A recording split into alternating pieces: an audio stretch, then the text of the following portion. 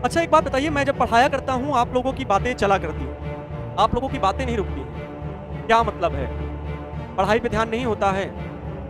हम तो समझते हैं हमारे प्यारे बच्चे देश का भविष्य हैं। कैसे इस देश के भविष्य में कैसे और देश में सुधार होगा?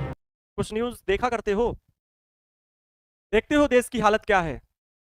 बताइए आप लोग। भुखमरी की प्रतिशतता पता है कितनी है हमारे देश में?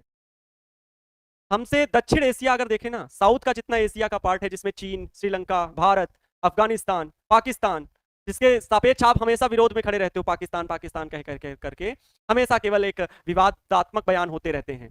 क्या है समझ रहे हो? इसमें भुखमरी की प्रतिशतता में हमसे पीछे अगर है कोई तो केवल अफगानिस्तान है, एक देश बाकी हमसे ठीक कंडीशन में है। 107वें नंबर पे भारत है, 107वें नंबर पे भारत है। समझ रहे हो? भुखमरी इतनी है हमारी हालत में, हर 7 आदमी में एक आदमी भूखे सोता है औसतन, ये एवरेज है हमारे भारत का। और आप देश का भविष्य हो, आप देश का भविष्य हो, आपसे उम्मीदें हैं, आपको आगे चल करके काम करने आना है, आपको आगे चल के काम करना है। देश को सुधारने में केवल बातें करने से नहीं हो जाएगा, वो चाहे जो पॉलिटिशियन हो। राजनीति से हट करके हमें काम करना है। राजनीति नहीं काम करने आती है, काम हर एक आम आदमी करता है, आवाम करती है। आवाम देश को मजबूत बनाती है। आवाम चाहे तो देश की सत्ता को पलट सकती है, और वही पलटती है, वही बदलती है। बात समझ रहे हैं? ये देश राजनीति से नहीं चलता है, आवाम से चलता है। हर एक वो आदमी से चलता है जो काम कर रहा है। और देश में हमारे 2-3% लोग काम कर रहे हैं, बाकी सब वही है, भूसा भरा पड़ा है। किन विचारों में रहते हो मुझे नहीं समझ में आता है। हम पढ़ा रहे हैं, आप लोग चैटिंग कर रहे हो, कौन सी बातें चल रही मुझे नहीं समझ में आता है। हाँ, तो देश के भविष्य हो तो कुछ तो समझो। इस भुखमरी की हालत को कैसे सुधारा जा सकता है? मैं एक बार देख रहा था, कोई चीज आर्टिकल ही पढ़ रहा था, कोई आर्टिकल ही पढ़ रहा था, उसमें ये था एक बच्चा जो है वो कागज खा जाता है। एक बच्चा कागज खा जाता है तो उसकी माँ उसे जोर का थप्पड़ लगाती है। फुटपाथ की बात है, फटे पुराने कपड़े पहनी हुई थी उसकी माता भी, और वो बच्चा भी फटे पुराने कपड़े पहने हुआ था।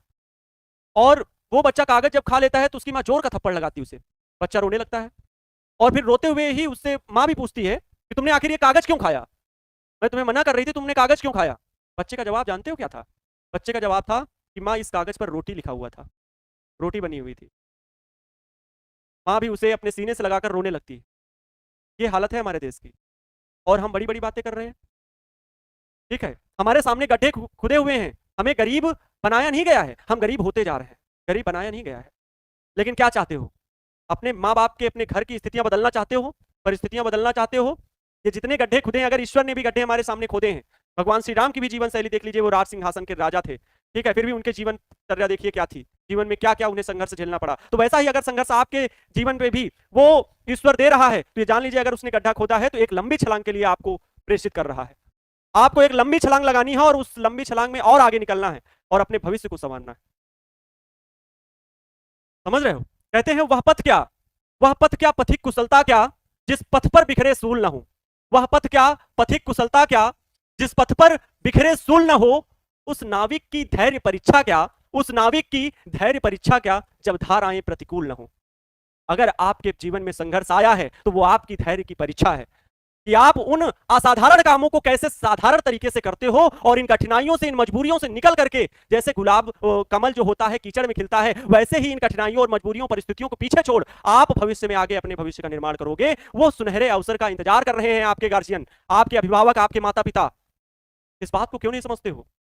कमेंट्स में आपके देख रहा हूं कि लगातार वही बातें चल रही, तो ये कतई अच्छी आदतें नहीं है। जीवन को बनाने के लिए एक एक दिन महत्वपूर्ण है, एक एक समय, वो अपने उस समय को पहचानिए, और समय को बदलना है कि हम और आप मिलकर के बदलेंगे। हमें अपने देश को, अपने भारतवर्ष का निर्माण फिर से उसी तरह से करना है जिनके लिए जाना जाता था। सोने की चिड़िया हुआ करता था, विश्व गुरु हुआ करता था, जहां से वेद, वेदांग, योग, आध्यात्म, ऐसी शक्तियां पूरे विश्व को दी गई हैं। हम वैसी शक्तियां लेकर के फिर से विश्व गुरु बने, केवल बातों से नहीं, काम करके होगा। एक एक दिन काम करके ये पॉसिबल है, ये संभव है। ठीक है, तो अगर मैं इस यूट्यूब के मंच से आप सभी को ये बोल रहा हूं तो प्लीज रिक्वेस्ट है, इसको जीवन में उतारें, इन शब्दों को जीवन में उतारें। ठीक है, कुछ अच्छा करने का प्रयास करें। मैं आनंद अवस्थी आपको बस इतना ही बताने के लिए ये कह रहा था कि आप जो ये अनावश्यक बातें कर रहे हो चैट बॉक्स में, उनको छोड़ केवल जो अभी पढ़ना है वो काम करो। मुझे लगता है वो ज्यादा हितकर होगा आपके लिए। ठीक है, चलिए आते हैं अपने टॉपिक की ओर।